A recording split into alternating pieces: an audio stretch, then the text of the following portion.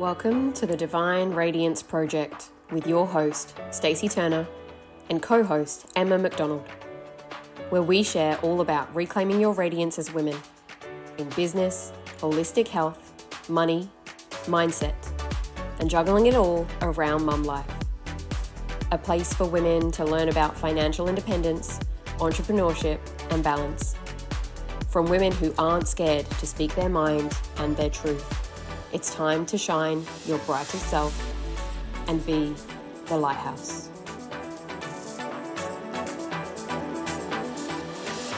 Hello and welcome to the next episode of the Divine Radiance Project podcast. I am so excited to be here with the beautiful Eleni Selleck.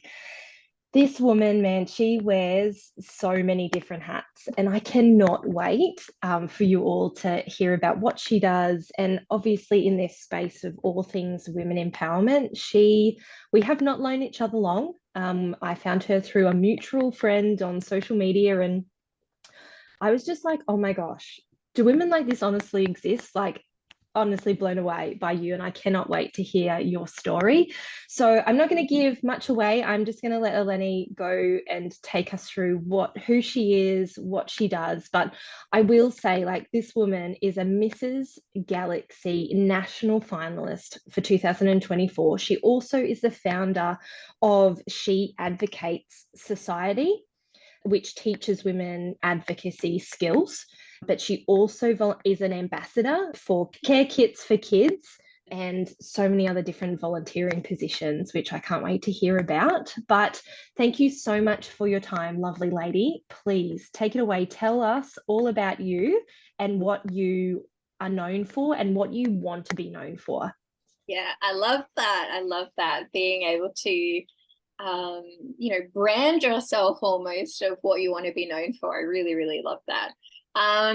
So I suppose, as you said, I'm Eleni and I'm married and I have a beautiful husband named Zach and, of course, a gorgeous puppy named Arlo who's sitting near me licking himself at the moment. Typical. But yeah, I suppose, thank you for the wonderful introduction. I often feel like when people introduce me, I sound so amazing. And then I suppose as women, we have this imposter syndrome naturally where we go, oh, I suppose I do that, right?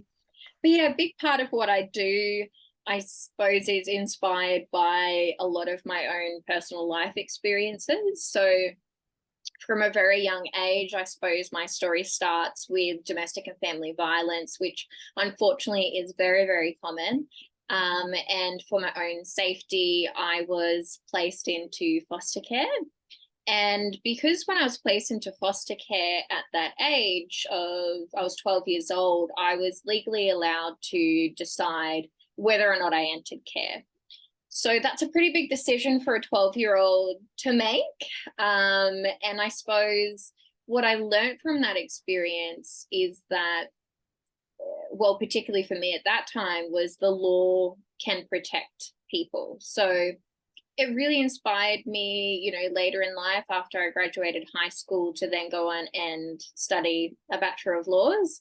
In hindsight, I was probably a crazy person because that is a really hard degree to get through. It only took me 6 years to do, but, we're here at the end. And I think what I really loved about studying law was that I learned so much about what it can do for others, and that has always been a really big inspiration of mine, was to always try and give back. And so when I was studying, I did a lot of work experience working with refugees and helping them gain their visa status within Australia.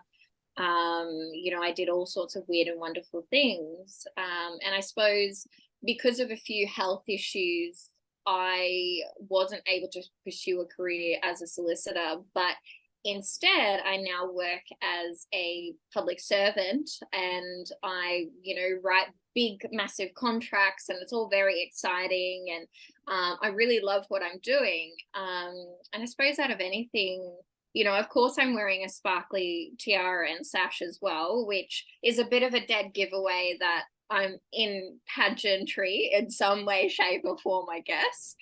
And so, yeah, I joined pageantry really to give myself back my voice because I was really struggling with my own self-confidence. But also to learn about other women and make those really strong connections. And yeah, in turn, it helped me to create what is She Advocates Society. Yeah, amazing.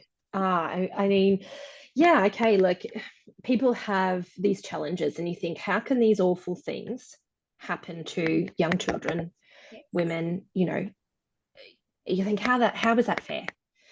But I am such a believer, and I don't know if you would agree, but there are things that happen in our lives that make us and shape us that to be this next pillar, I suppose, because we can say that of Yes. ourselves Yes. for the people that cannot advocate for themselves, right? So I'd love to hear more about how She Advocates Society came about, if you and what your vision is for that. Yes, this is my favorite topic to talk about lately. It's a great question. So I suppose when I entered into pageantry, so last year was the very first time I'd ever into a pageant. And it was predominantly, I was focusing on going there to be my most authentic self, scars and all. I was going to be just so true to who I was. And I came out with such a fantastic experience because I was just so genuinely myself. And as I was driving home, because each girl, and it's called in pageant land, right? There's always this lingo, every kind of hobby that you have. They call it a platform. So a lot of women advocate for a certain thing. So, some of the reigning queens at the moment, they do women empowerment and, heart health care. Another one does childhood eye diseases. So they all focus on different things that they're really passionate about. So, I went there originally with talking about mental health because mental health is a really big thing for me. Obviously, with my past experiences in my life, I've had to go through quite a lot of challenges with my mental health. But as I was driving home, so the day after finals, you're exhausted, your feet hurt from the massive heels, you got like half your face is still full of makeup and you're trying to get enough liquid in you and all the fun things are happening all at once. And so we actually drove down to Sydney. So as we were driving back, the 10-hour drive is quite a lengthy one. You've got a bit of time to think. I started thinking about all the amazing women that I had met. And the big consistency that I saw was each of them were passionate and were advocating for something that was important to them. And with my background in law, I knew how to advocate. I had to practice it from the ripe old age of 12 to advocate for safety for myself. I had to advocate for myself in a medical sense and as well studied it for way too many years. So I felt that this is something that I could do, I could give back, and started writing in the notes of my phone going, okay, it's going to be called She Advocates Society, and I want to teach women advocacy skills. And I don't know, I was so delusional at that point from being so tired that it seemed to spark something in me. And yeah, so that's where it really started. And I suppose since from there, it's really developed into really wanting to hone in on those basic skills that each and every one of us needs. So strong communication skills, being able to research and understanding what to research when you're looking for a particular thing, whether that is through personal advocacy like me with looking into your medical side, or whether it is, something bigger that you're passionate about, like, heart disease, for instance. So, and I think for women, and, I even briefly mentioned it, that imposter syndrome, we often feel that we can't do the things, but each and every woman I've met is always so passionate about something. So I kind of wanted to combine those two. So I hope in the future, I'm doing my women's advocacy circles. I have my very first one tomorrow, which is a bit scary, but my goal is to really provide a safe space for women to start having these discussions and to create a network for women. I suppose in the future, I'd love to even start my own podcast and even workshops and working with younger women and girls to really help them develop those skills from a young age so that they don't have to have experiences like mine to be able to develop their advocacy skills. So, I mean, I could talk about it for hours because I absolutely love it, but yeah, it's definitely a passion project of mine. And I suppose I've been thinking about it for a while now and developing it. And so I just can't wait to see what happens. Oh, I have full body tingles. Like it's just, oh, it's so good. I absolutely love it. And to be honest, I mean, I don't know everyone, but I don't know of anything quite like that, to be honest. Like nothing that you see around really targets a lot of those aspects to womanhood or young teenhood, or, I mean, 12, it's kind of that what do I call them, tweens, maybe, whatever it is. Yeah. In between, yes. Yeah. But to have to make those decisions, like for me, from a health perspective, like I have a big want to influence that age group with everything hormone and cycle related, we didn't get taught that in school. Like we didn't get taught like this is when you ovulate, this is the symptoms that you get when you ovulate, and this is what happens when you get your period for the first time. And it's all, our generation, it was kind of still a bit hush hush, like not as bad as the generation of women that have passed before us, but for me, I'm like, we need to talk about this. This is half, probably more than half of the population deal with hormones, Mm-hmm. and that advocating to know the pros and cons of going on the pill or having an IUD or a Mirena. Like, Yes. so for me, like to hear you say that is just amazing. Like there's so many aspects of empowerment for women, isn't there? Like, and for women to be able to advocate for themselves. Like, yes. I can't. Yeah. I can't wait to see what you do. That I just, yeah. Thank you. Well, the thing that I love about my platform, particularly, through the pageant, I've been sponsored by Vera Women's Wellness. And so their biggest focus is also teaching women about their bodies. And, I recently attended an event of theirs, and there was this amazing speaker that was talking about harnessing the power of your cycle. So rather than it being such a scary place to, like everyone thinks of their cycle as just their period, right? But there is so much that you can do, and all the power and the flow of all your hormones and the changes in your body, you can really harness that to really make amazing goals. And I think, one of the best things that they highlighted was that so much of our lives and society is based on a male cycle, which is a daily one, where they wake up, that they get that hit of testosterone, then it goes down over the day. But women aren't that built that way, so then society doesn't reflect both genders, or the multiple genders that we do have now, but the hormones that we all inherently have, and how that we can use that to really influence our decisions and how we take care of ourselves. And I think it's so important that every single woman or every single person has that ability to speak up. And I mean, we can talk about this for hours. We'll have to chat about it.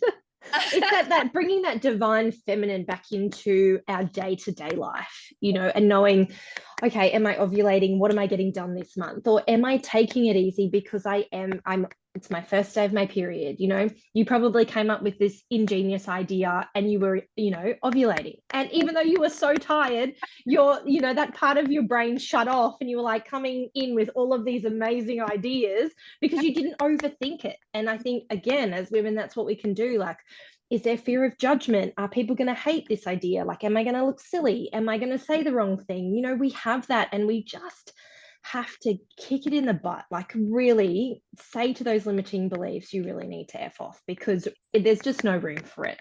No. Right? And that is exactly right. And that's what I hope to teach women through this, my platform, is that we aren't defined or redefined by our experiences, our thoughts, our emotions. We can really change and develop our life, and I feel that our life can be so fluid, and we don't need to be just one thing. We don't need to represent just one thing, that we can be so much more than that. and also accept and love ourselves for all the weird and wonderful things that we have as well. Because we're literally almost 4 different types of women in one particular month.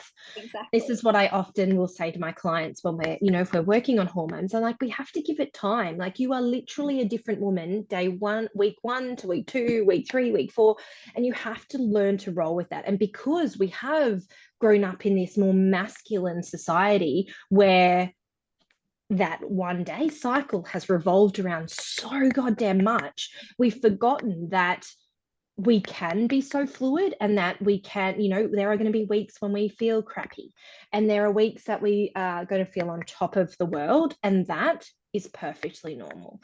Okay, so crappy isn't really normal, but it's becoming more common. Like, we usually try to fix that as much as we can from my side of the world, but you know, your period should come and go, right? And it not be an event. So, you know, for those listening, if your period is controlling your life, let's look into that. That could probably be a podcast for another day. But but I think it's more about giving that your body the opportunity to have that rest. And knowing the information. Exactly, because we're running on this day-to-day cycle, and really we're like running on a month. It doesn't work practically, you know, if you need that downtime, or if you're in that energy creative stage. There's just, you've got to acknowledge that there's so many different parts of you that you can really leverage and empower yourself. Yeah. Oh my gosh, yes. So good. But I have to ask, you know, we've all probably seen Miss Congeniality, right? And I'm sure pageant life is really nothing like that, but I bloody love that movie. So tell me the goth, like, is it at all like that? From what I've seen on social media, everyone seems so unbelievably lovely, which also you don't get that picture of when you do see certain movies. Like, it can be a bit bitchy and catty and whatever. Like, what was that experience like for you? Oh, truly, I was blown away by how incredible each and every one of these women are, because I suppose, particularly for the Australia Galaxy pageant, that's really the only pageant I can speak to. There is this big focus on community and charity work. So I suppose it does attract a certain type of person.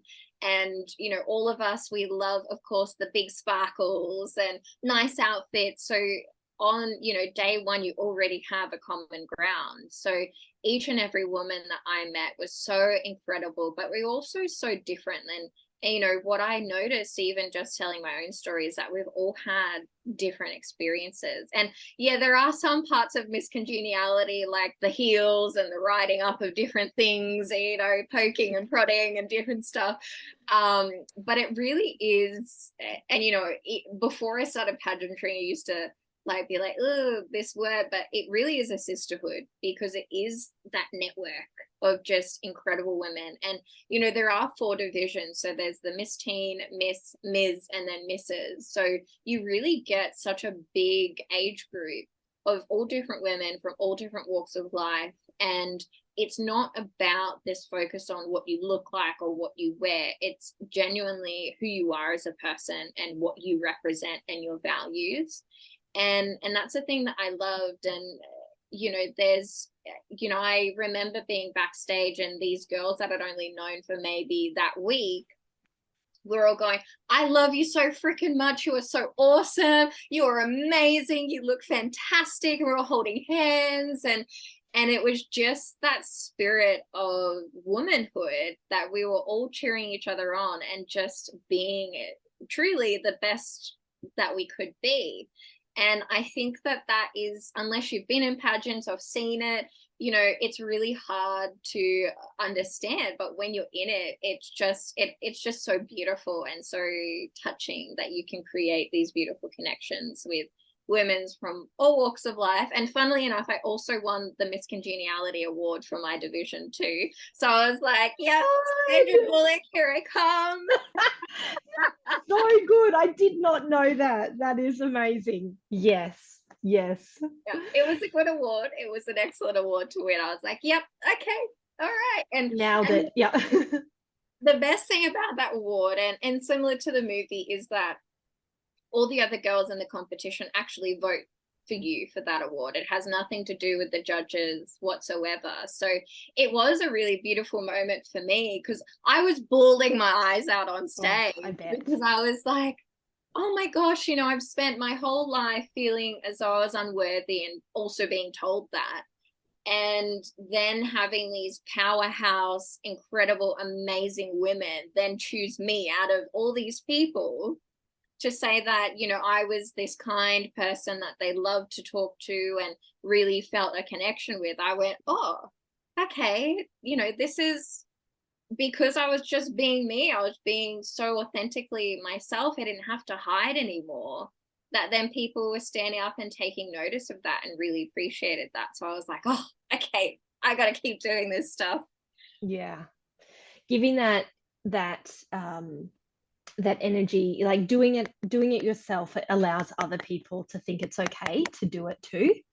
I guess in the business I run, which is a lot of social media based, apart from, being a naturopath and advocating for like empowered health, the other side of working with other women that want to be the best version of themselves. Like there's absolutely nothing that beats that, because I think for so long, you look back at high school and that's a whole nother game where, if you didn't fit in, or you were against the norm, or, you didn't look like all the others, or you didn't dress like all the others, that was the story for me. Like I was always the curvy one. I was never tiny. I danced. I was in the cheerleading squad.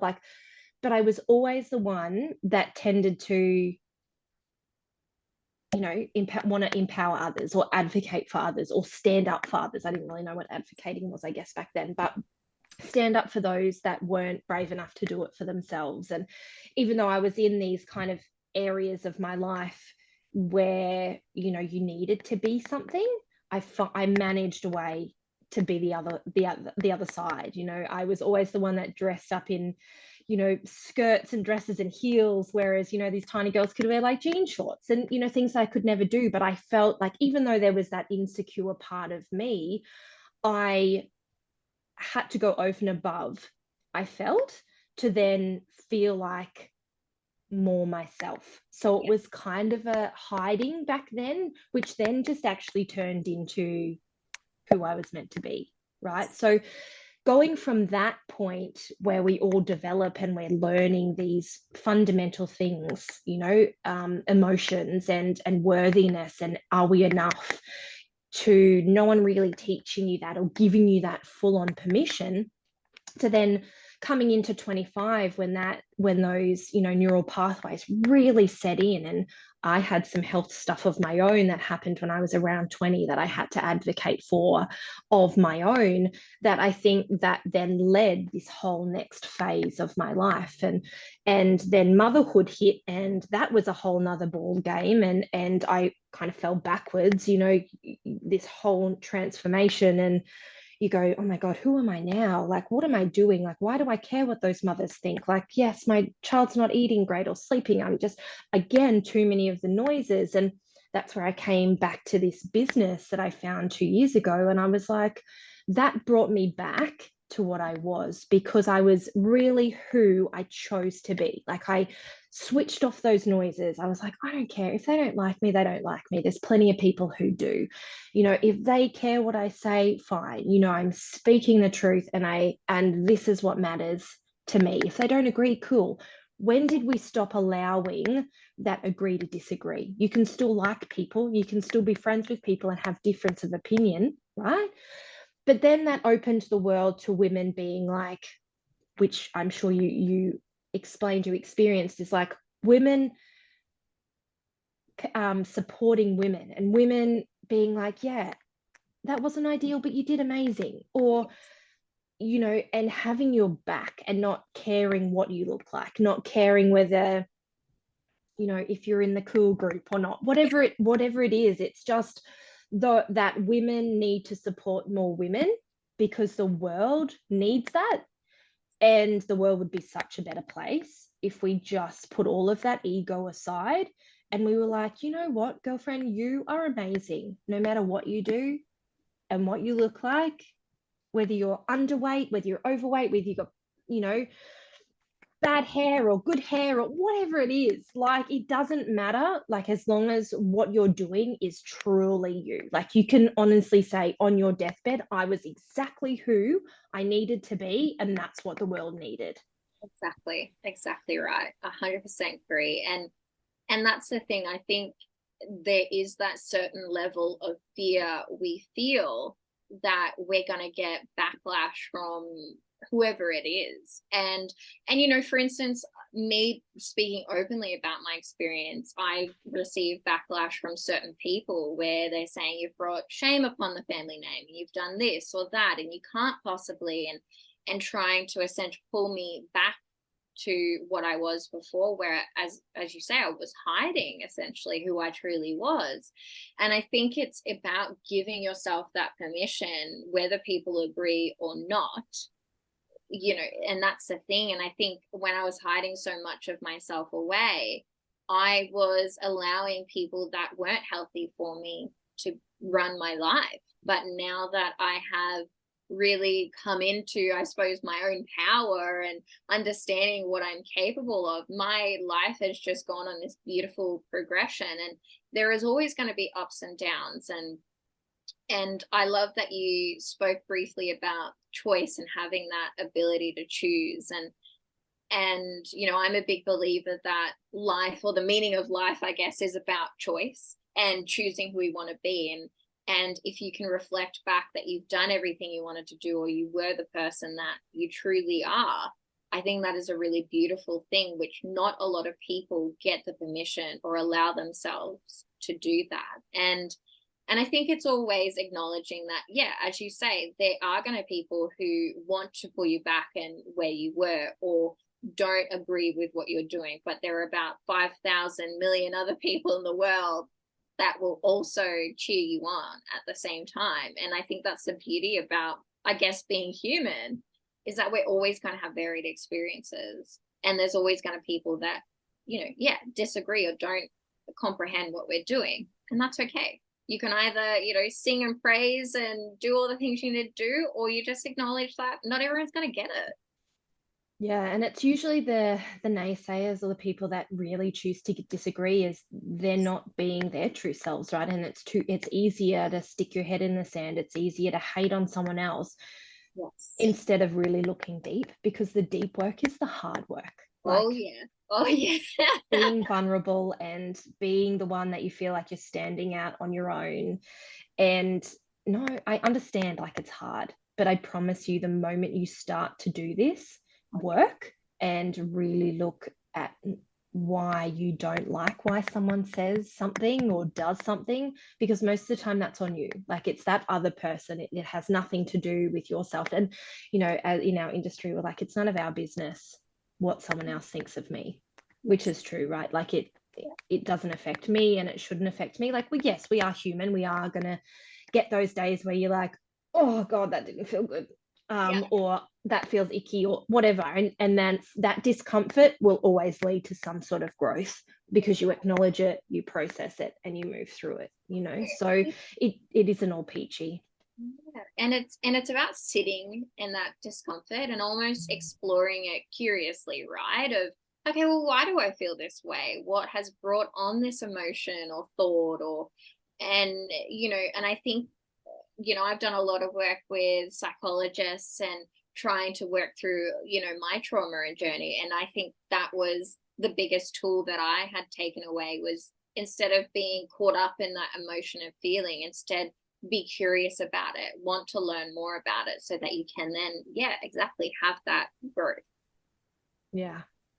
Oh, all of the feels, honestly. I think the more women that honestly tap into this, Yes. there are amazing things to come. So for me, I want to ask you, what would be one piece of information that you would want to give to women? You know, it could be of any demographic you wish. I know this is probably a very hard question to just nail, you know, just choose one thing. But from what you've learned so far, you know, from wanting to take the She Advocate Society out to the people, what is it that you would say you would like to share as one piece of advice, or tactic or whatever that would help?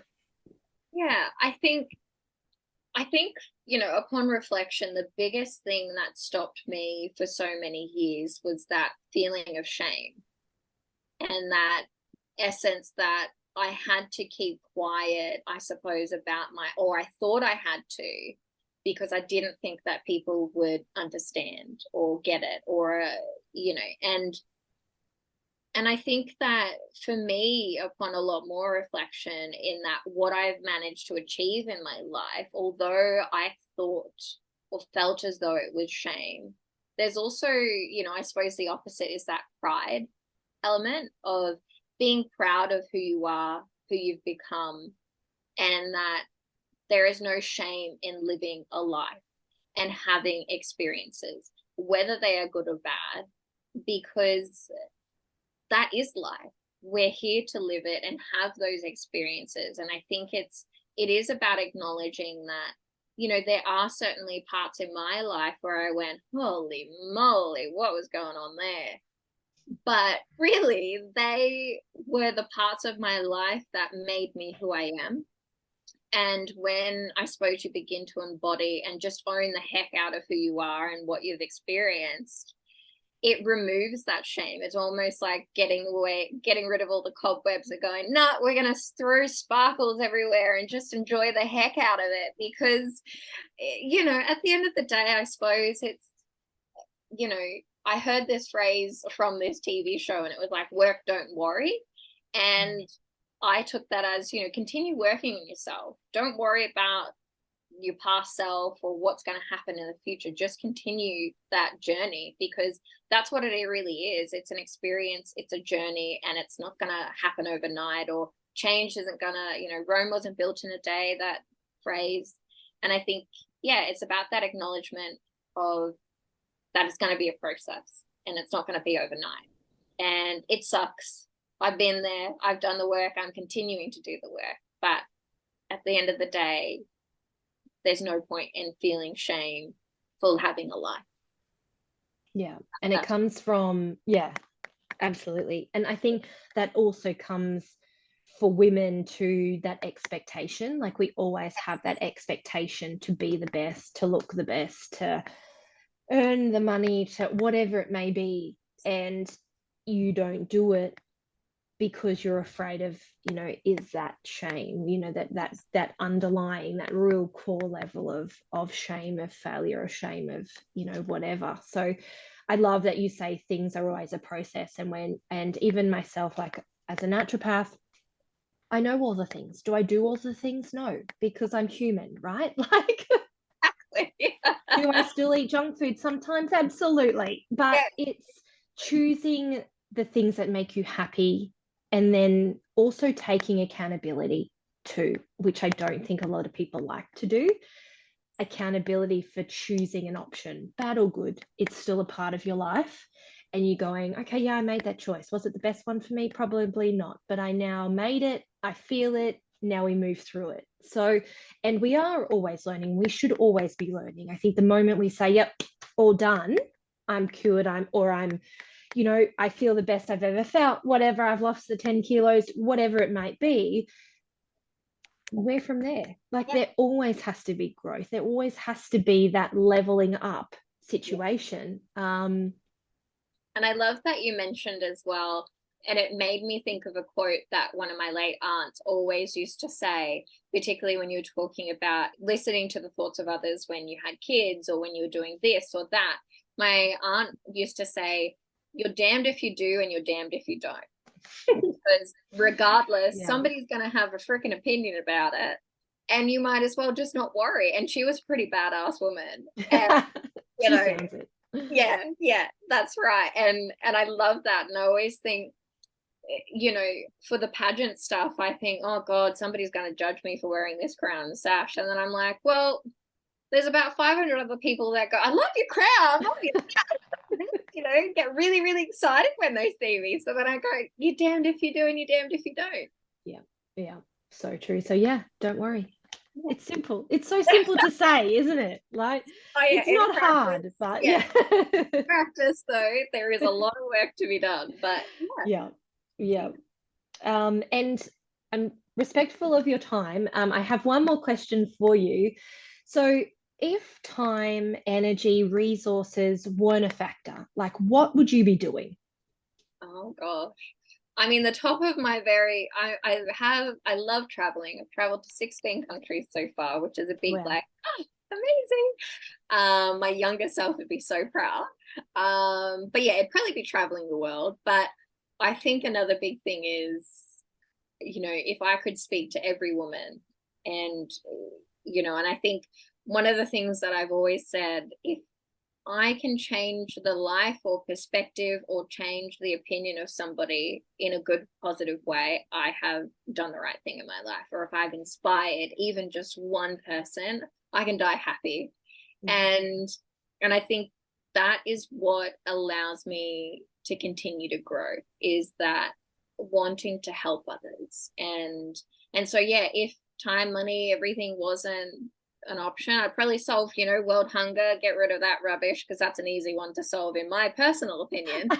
Yes. Because the rate that we throw food out is ridiculous. So I would just try and help as many, particularly women, as I could, because working with refugees and people who experience domestic and family violence, I've literally heard the stories of the worst situations. So and my own personal experiences. So I'd love to be able to help everybody. If time, money, object, whatever it is, wasn't a thing, I think that's inherent to who I am as a person. So yeah, I guess that's my roundabout way of an answer.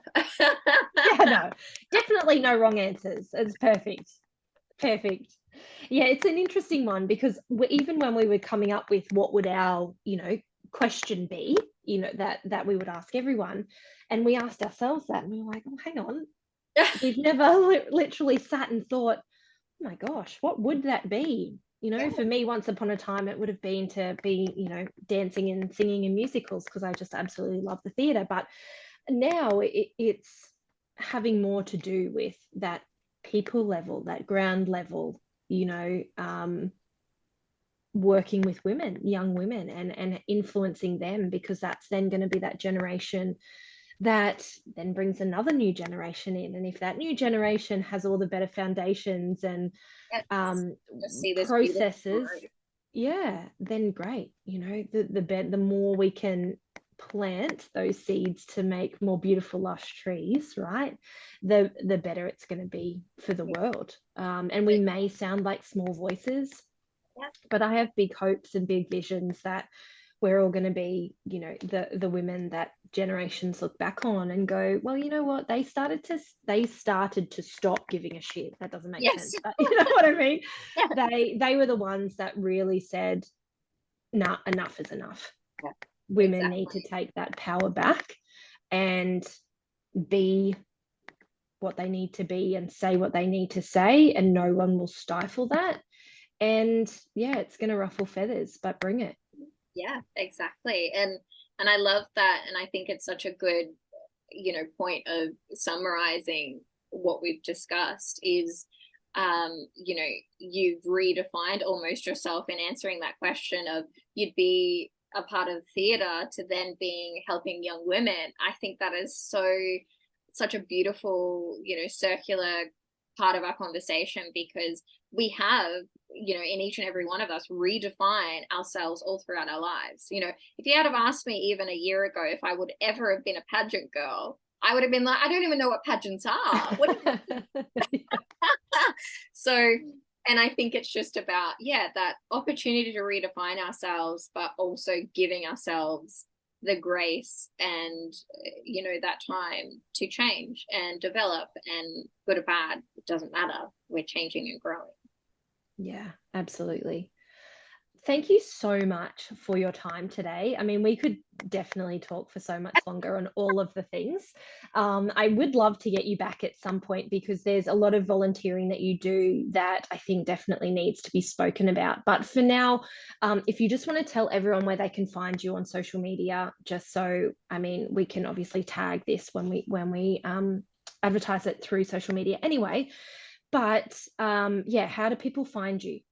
Yes, so I am now a big Instagram girl or influencer. You can find me on Oh Darling It's Mrs. for my personal account, and then She Advocates Society for my advocacy platform. And I also have a website, which is just simply eleniselleck.com. So a few ways you can connect with me. Awesome. Thank you so much. It's been an absolute pleasure. And look forward to definitely chatting in the future. But for now, thank you for your time. It's been, a dream. You're amazing. Thank you so much for having me. Appreciate it. And that's a wrap for today's episode. Listen, if you love what you heard here today, I would love for you to leave a super quick rating and a review. This helps the show get discovered by new people that need to hear what we have to share. Be sure to take a screenshot of today's episode and shout us out on Instagram, and we will shout you right back. You can find us on Instagram handles It's Stacey Turner and the.emma.mcdonald. If you'd like to find additional resources or work with either of us, then DM us on one of these handles today.